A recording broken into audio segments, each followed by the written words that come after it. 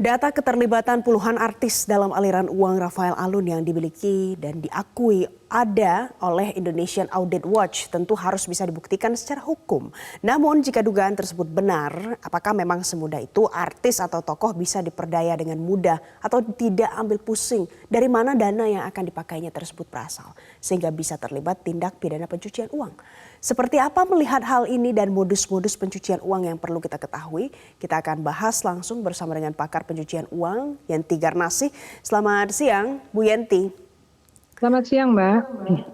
Bu Yenti, Selamat siang. Ya. Kalau kita lihat ini kan artis yang kemudian terlibat dalam tindak pidana pencucian uang. Ini kan masih dugaan. Tapi kalau seandainya memang benar, mengapa artis ini bisa menjadi partner dalam melakukan TPPU? Apa karena mereka dikenal profilnya di publik sebagai orang yang punya uang begitu? Jadi aman. Bagaimana Ibu melihatnya? Ya, justru gini malah bukan begitu ya. Artisnya kan terkenal sehingga kemungkinan ini yang terlibat kejahatan korupsi itu kemudian berbisnis dengan artis itu karena mengandalkan keterkenalan itu tadi dan kemudian termasuk artis itu dapat uangnya gitu. Kemungkinannya seperti itu. Atau tadi kan kalau saya nggak salah tuh kan saya baca ya, kan artis-artis itu juga ada yang bikin klub sepak bola, kemudian ada yang klub yang di Pondok Indah yang itu ada basketball kan itu yang disebutkan itu ya.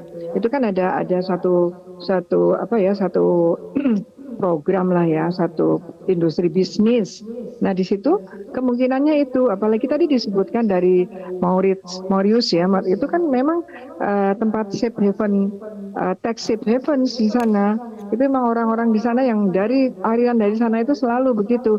Bagaimana tax evasion, bagaimana mereka memasukkan sesuatu yang tidak ada pajaknya, tadi yang bilang 100% dan sebagainya menjadi nol, tax amnesty, kemudian di amnesty seolah-olah tidak ada yang harus dibayarkan, dihutangkan. Nah ini yang seperti ini kemungkinannya adalah itu yang dibantu oleh Pak Rafael atau oknum dari pajak dan kemudian dia mendapatkan sesuatu. Itulah korupsinya yang menurut KPK. Seperti itu kemungkinannya seperti itu. Itu berdasarkan audit Indonesian Audit Watch ya, itu seperti itu kemungkinannya, gambarannya seperti itu.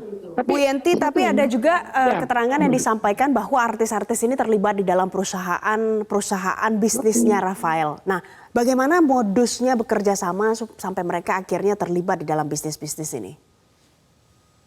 Ya, yang waktu dulu kan bisnis kan dia sebagai misalnya sebagai afiliator atau endorse ya, mengendorse gitu kan.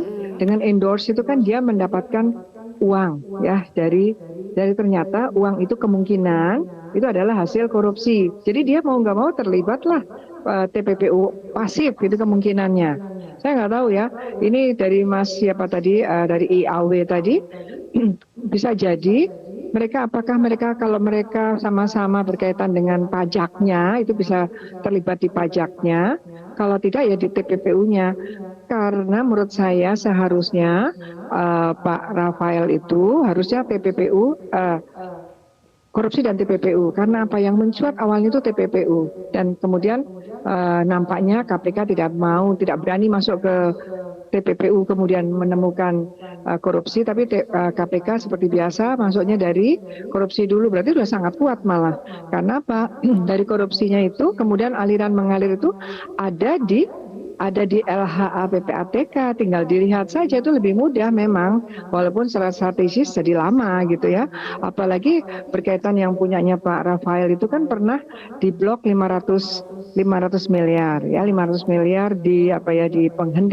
dihentikan transaksi sementaranya oleh PPATK yang hanya 20 hari harusnya sekarang sudah diblokir oleh KPK karena sudah tersangka. Belum lagi yang disita kemarin. Nah nanti di situ akan kelihatan keterlibatan orang-orang itu dengan dibukanya rekening koran. Adakah uang-uang yang dari 12 tahun menerima gratifikasi itu berkaitan dengan artis-artisnya itu di mana? Yang penting pokoknya mengalir nanti kita lihat kepada nama-nama artis itu mengalir, kita dalami itu kegiatannya apa, patutkah si artis itu menduga ada sesuatu yang nggak pas nih. Ini artis itu kan harus tahu bahwa ini dia kerjasama dengan pegawai pajak yang eselon 3. Kemudian Oke. mungkin memasukkan uangnya kan banyak tuh kalau nggak salah kan ada yang modalnya 170 miliar. Kan itu kan harusnya dia tahu kan, nggak mungkin lah 170 miliar untuk eselon 3 gitu kan, tapi dia terima saja dan kemudian dia juga mendapatkan keuntungan dari itu. Berarti dia bisa kena tindak pidana pencucian uang pasif karena apa? Ketika dia menerima atau terlibat dari hasil kejahatan korupsi tadi, sebetulnya dia have reason to know. Dia sudah memiliki unsur subjektifnya, dia sudah sudah bisa dinilai oleh penyidik, dia patut menduga bahwa yang diterima itu tidak sesuai dengan profilnya Rafael gitu. Berarti dia Nah, kena. jadi Artinya apa sih? harusnya Jadi sudah kita tahu pada saat akan terlibat, pasti sudah tahu iya artis tersebut. Nah, ini nanti bisa harus. dibuktikan kalau seandainya dicek rekening korannya, begitu ya Bu Yenti ya. Tapi Iya, Bu iya, Yenti iya. nanti kita akan lanjutkan lagi dialog kita masih seputar TPPU yang melibatkan artis ini. Tapi pemirsa usai jeda berikut, jadi jangan kemana-mana, tetap bersama kami. Nah, masih bersama kami dalam Metro Siang, kita akan lanjutkan lagi dialog kita siang hari ini dengan pakar tindak pidana pencucian uang, Yenti Garnasi. Bu Yenti, ini kan kalau seandainya nanti Iskandar Sitorus akan menyampaikan kepada DPR siapa saja nama-nama yang artis terlibat dengan Rafael Alun.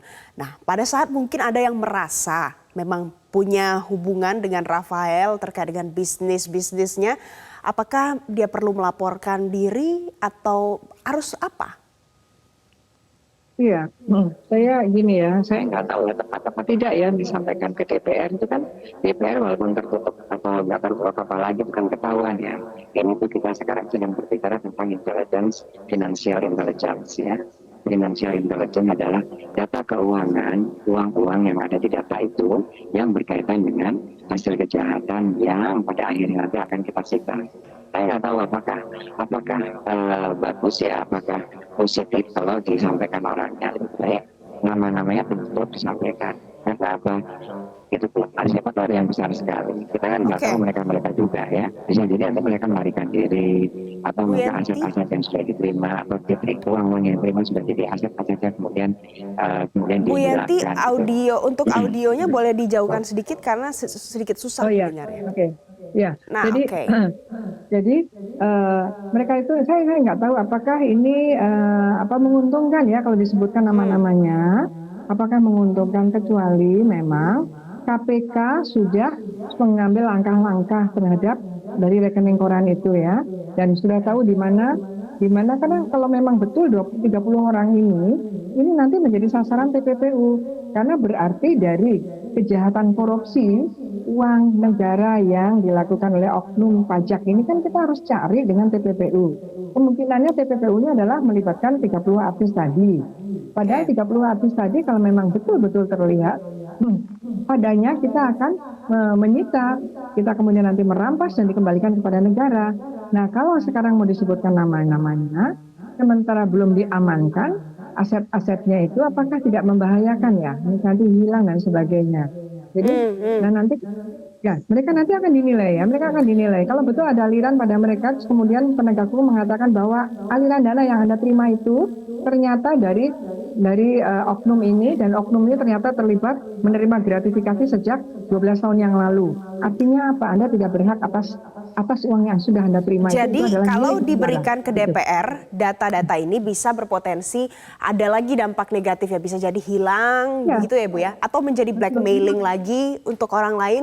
Tapi apa yang harusnya dilakukan? Siapa yang harusnya memeriksa ini?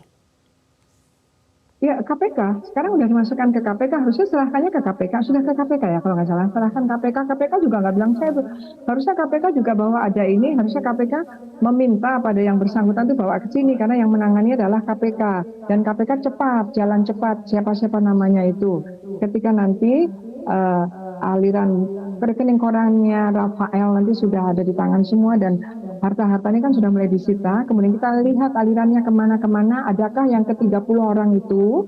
Nah, KPK langsung mengambil langkah-langkah untuk pengamanan, kalau itu memang betul, di 30 ini kan dia harus sudah mengindikasikan, ini nanti uangnya gimana, bagaimana, kemudian yang bersangkutan dipanggil satu-satu, diperiksa, diperiksa lah ya, diperiksa, karena diperiksanya berkaitan dengan jadi ini berarti KPK harus mau dengan pencucian uang karena kemungkinan besar 30 orang ini bukan semuanya terlibat korupsinya juga, tapi lebih banyak mereka terlibat TPPU-nya. Artinya apa? Mereka terlibat dari uang hasil gratifikasi itu, entah dalam bisnis, entah mungkin kan ada itu ya mobil-mobil balap dan sebagainya. Kemudian klub-klub yang didirikan, kemudian nggak tahu nih band ini bikin acara apa gitu kan, ternyata kerjasama dengan band ini yang disampaikan tadi 3 grup band, misalnya ternyata disupport biayanya itu dari misalnya oknum ini. Berarti kegiatan dalam band tadi, grup band tadi berarti dibiayai dengan hasil kejahatan, dan itu namanya TPPU pasif.